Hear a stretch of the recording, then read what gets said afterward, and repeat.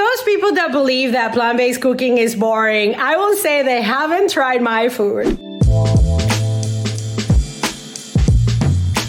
I'm using, instead of regular wheat pasta, an organic brown rice and quinoa fusilli. Some red kale. If you don't have red kale, you can use any kale. An eggplant from my garden. And I love the fact that it's in perfect zucchini and sweet 100 tomatoes.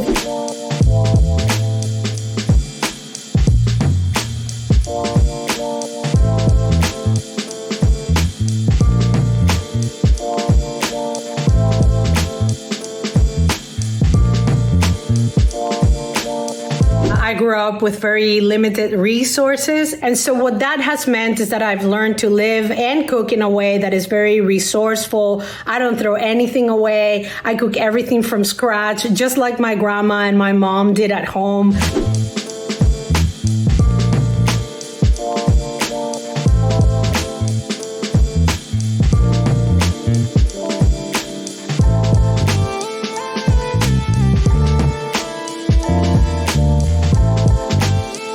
The first thing that I'm gonna do is I'm gonna cook my pasta. We're gonna stir it a little bit just so that they don't get stuck with each other. And in about 8 minutes, this will be ready to serve. We're gonna get started with prepping our veggies. And now I'm gonna cut these stalks of the red kale very thinly, because these tend to be a little bit on the stocky side. They're very fibrous.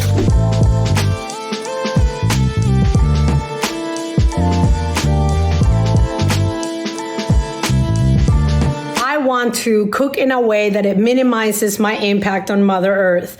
I want to cook in a way that perpetuates biodiversity, that it helps our environment, that it helps me minimize my carbon footprint. So I think that you just need to explore a little more in the kitchen to discover that that plant-based food is not only not boring, but really delicious. And after a few minutes, the pasta is ready, it's nicely cooked.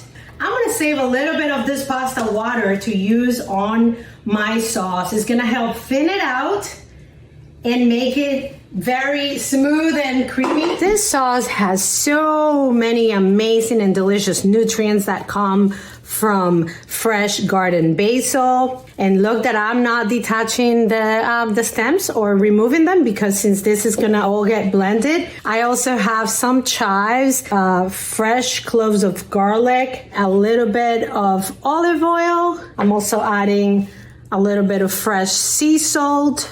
And as you can tell, all the seasoning for the pasta is really here. And now I'm gonna strain the cashews. The cashews have been soaking in hot water.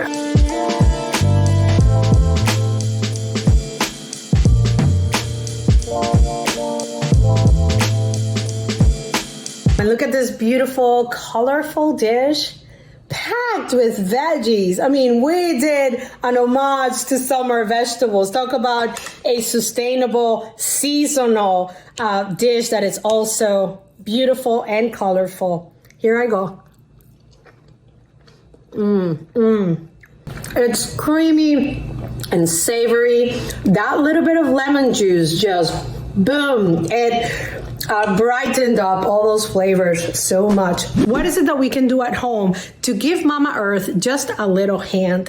In Venezuela, we say that every grain of sand or every piece of sand can build a mountain, and that each of us can add that little bit of grain of sand to the pile. And at this point, guys, considering what's happening, we all have to be part of the solution.